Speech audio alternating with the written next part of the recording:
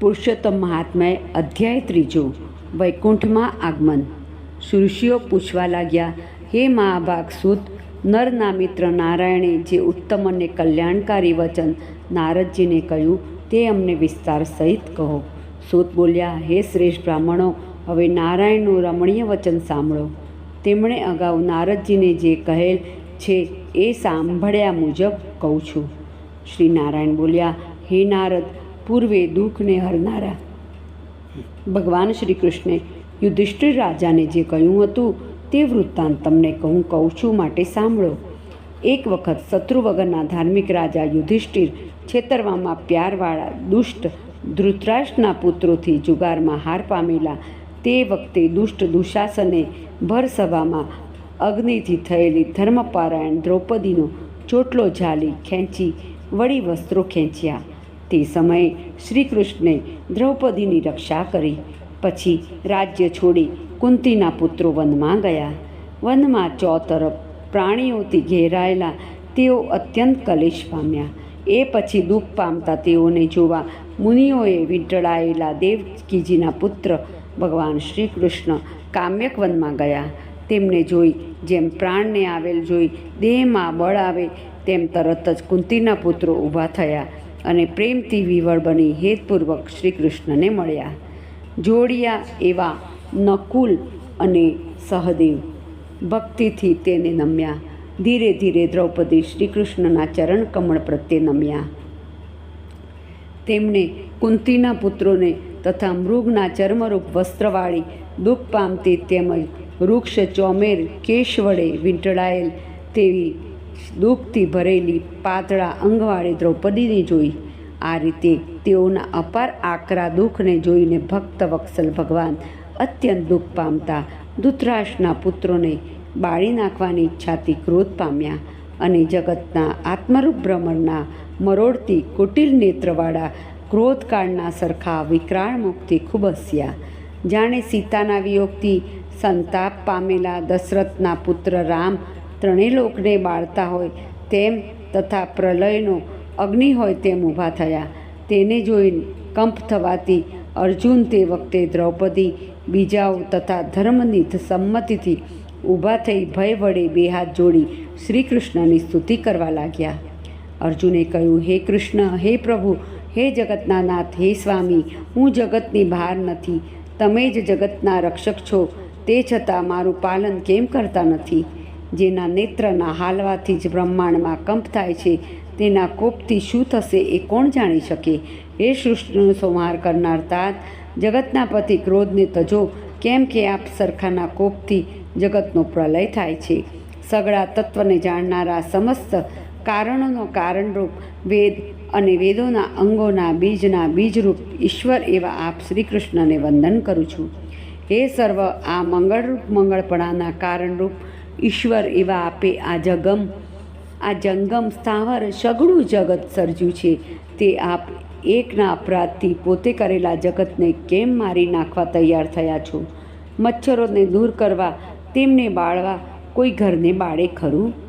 શ્રી નારાયણ બોલ્યા, આવી રીતે શ્રી કૃષ્ણ પ્રત્યે વિજ્ઞાપના કરી શત્રુઓના સૂરને હણનાર અર્જુન બે હાથ જોડી શ્રી કૃષ્ણને પ્રણામ કરવા લાગ્યા. સૂત બોલ્યા, જ્યારે શ્રી કૃષ્ણને ક્રોધને છોડી ઝટ ચંદ્રમાના જેવા શાંત થયા ત્યારે તેને જોઈને સઘળા પાંડવો સ્વસ્થતા પામ્યા.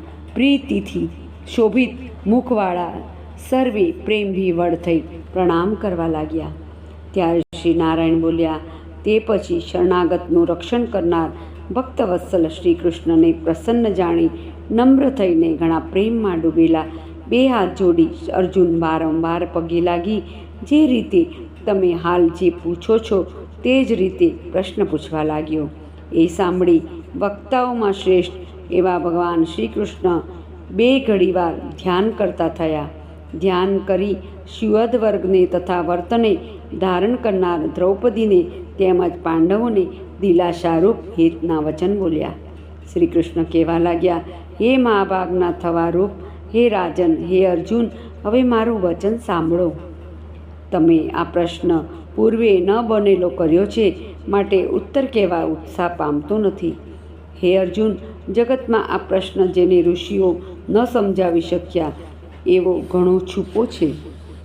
તે તમને મિત્રપણાથી અને ભક્તિપણાથી કહું છું, જેનો સારાંશ પ્રશ્નનો ઉત્તર બહુ કઠિન છે, તો પણ તમે તેને અનુક્રમથી સાંભળો.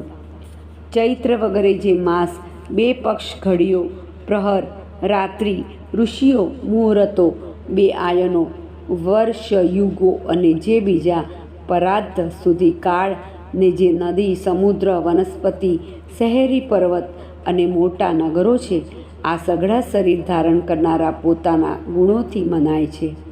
તેઓમાં કોઈ પણ સ્વામી વગરના નથી અને તે પોતાના અધિકાર દરજ્જામાં ફળ દેવાથી મનાય છે.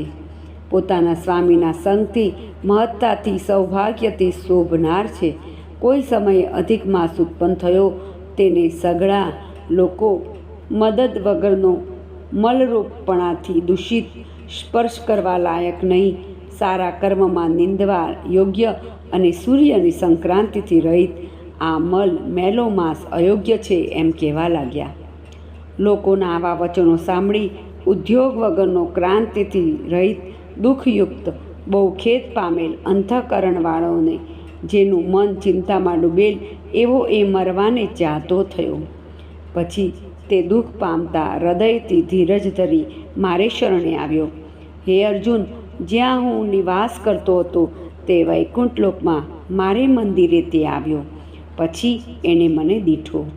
એ સમયે મને અમૂલ્ય રત્નજડિત સોનાના સિંહાસન ઉપર બેઠેલ જોઈને પૃથ્વી ઉપર દંડની પેઠે પગે પડ્યો અને આંખોમાંથી આંસુઓને વહેવાવતું 2 હાથ જોડી યત્નવાન થઈ ધીરજ ધારણ કરતા ગળગળો થઈ બોલ્યો. આટલું બોલી બદ્રિકાશ્રમના પતિ મહામુનિ નારાયણ બંધ રહ્યા. તેમને મૌન રહેવા જોઈ થોડીવાર પછી ભક્તવત્સલ નારદજી ફરીને પૂછવા લાગ્યા.